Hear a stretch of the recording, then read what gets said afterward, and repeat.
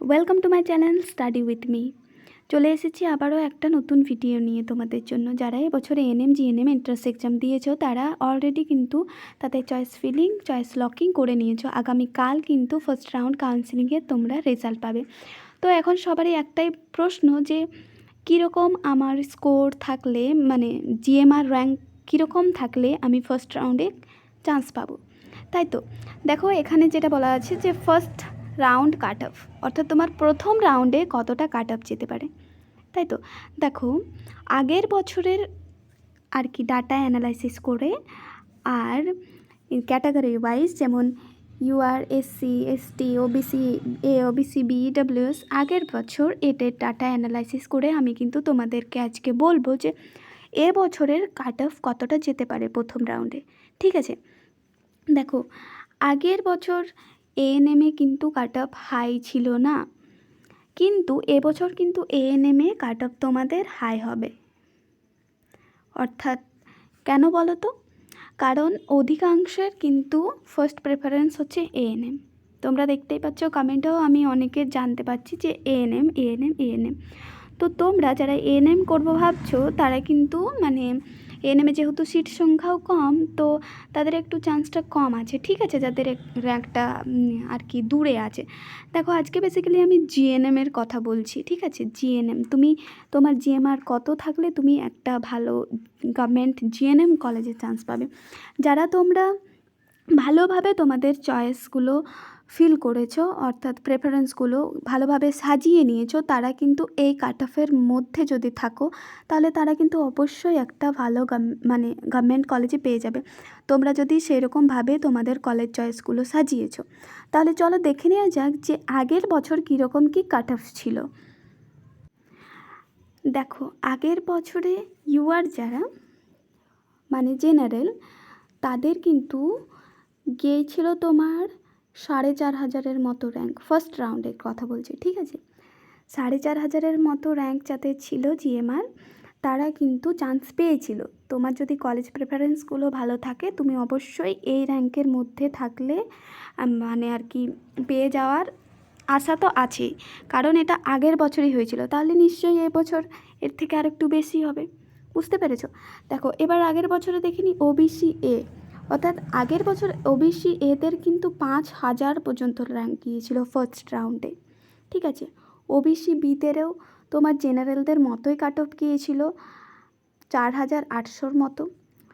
আমি এগুলো সব কিন্তু আমার আশেপাশের স্টুডেন্ট যারা, তাদের কাছ থেকে আমি কিন্তু এই আর কি ইনফরমেশনগুলো পেয়েছি। তারা বিভিন্ন কলেজে এখন কিন্তু ট্রেনিং করছে, এগুলো কিন্তু তাদেরই কথা, আমি মন করা কথা বলছি না। এমনকি তোমরাও যদি জানো, তোমার আশেপাশে কোনো দিদিরা বা কোনো বোন যদি পেয়ে থাকে, তোমরাও দেখবে যে এই র্যাঙ্কের মধ্যেই কিন্তু ছিল তারা, আর তারা ফার্স্ট রাউন্ডে পেয়ে গেছে।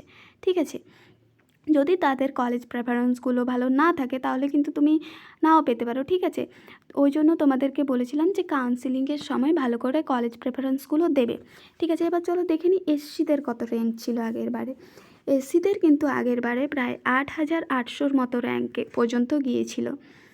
আর এসটিদের কিন্তু 15,000, হ্যাঁ ঠিকই শুনছো, 15,000। ঠিক আছে, 15,000 পর্যন্ত এসটিদের র্যাঙ্ক গিয়েছিল। ইডাব্লিউএস তোমার 9,000। ওকে, যারা জেনারেল ইডাব্লিউএস তাদের 9,000 পর্যন্ত র্যাঙ্কে তারা ফার্স্ট রাউন্ডে একটা ভালো কলেজ পেয়ে গিয়েছিল। দেখো এবার এটা তো হলো আগের বছরের। তোমরা এবার বলতে পারো যে এ বছর তাহলে কতটা পর্যন্ত র্যাঙ্ক যেতে পারে। ঠিক আছে, আগের বছরের থেকে এবছর অনেকটা তোমরা দেখেছো যে খুব পার্থক্য, তাই না? তো এবছর দেখো তোমাদের কত র্যাঙ্ক হলে তুমি ফার্স্ট রাউন্ডে পেয়ে যেতে পারো, সেটা তোমরা নিজেদের র্যাঙ্কটা অ্যানালাইসিস করে দেখে নিতে পারো। ঠিক আছে, চলো তাহলে জেনে নেওয়া যাক এবছর কতটা র্যাঙ্ক পর্যন্ত তুমি থাকলে সেটা পাবে। দেখো এবছর ইউআরদের জন্য হতে পারে তোমার 5,000 মতো র্যাঙ্ক। ঠিক আছে, 5,000।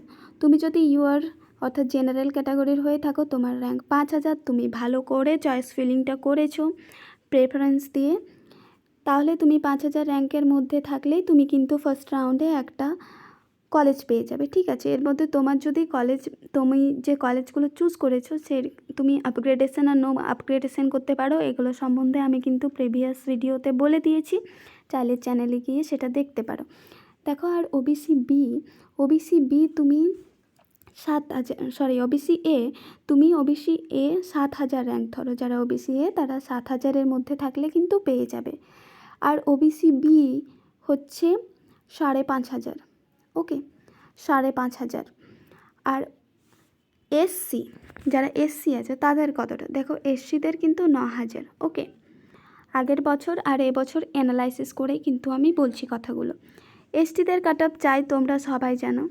এসটি যারা 17,000 পর্যন্ত র্যাঙ্ক আছে, আর যারা ভালোভাবে কিন্তু কলেজগুলো ফিল করেছো, 1-2 করে ভালোভাবে সাজিয়েছো, তারা কিন্তু 17,000 জিএমআর পর্যন্ত চান্স আছে তোমাদের ফার্স্ট রাউন্ডেই পেয়ে যাওয়ার, ওকে। ইডাব্লিউএস দেখো 10,000 তুমি ধরে রাখো, ইডাব্লিউএস যারা, ওকে। দেখো, তো এই যে র্যাঙ্ক মানে জিএমআর র্যাঙ্কগুলো তোমাদের বললাম, এগুলো কিন্তু ফার্স্ট রাউন্ডের জন্য। যারা ভালোভাবে কলেজগুলো, বারবার বলছি, যারা ভালোভাবে কলেজগুলো প্রেপার হিসেবে সাজিয়েছো, তারা কিন্তু এই র্যাঙ্কের মধ্যে যদি থাকো তাহলে তোমরা অবশ্যই একটা গভর্নমেন্ট কলেজে চান্স পেয়ে যাবে, ঠিক আছে। এবার তোমরা যদি দূরে কোথাও পাও, তোমাদের যদি কলেজ পছন্দ হয়, তাহলে তোমরা সেটাতে সেটাতে তোমরা নো আপগ্রেডেশন করবে। আর যদি তোমাদের কলেজ পছন্দ না হয়, তাহলে তোমরা আপগ্রেডেশন করতে পারো। এগুলো সম্বন্ধে বললাম যে ভিডিও দেওয়া আছে। যদি তোমাদের ভিডিওটা হেল্পফুল বলে মনে হয়, তাহলে অবশ্যই চ্যানেলটা সাবস্ক্রাইব করে লাইক করে দিও, আর বন্ধু বান্ধবীদের সাথে শেয়ার করে দিও। Thank you.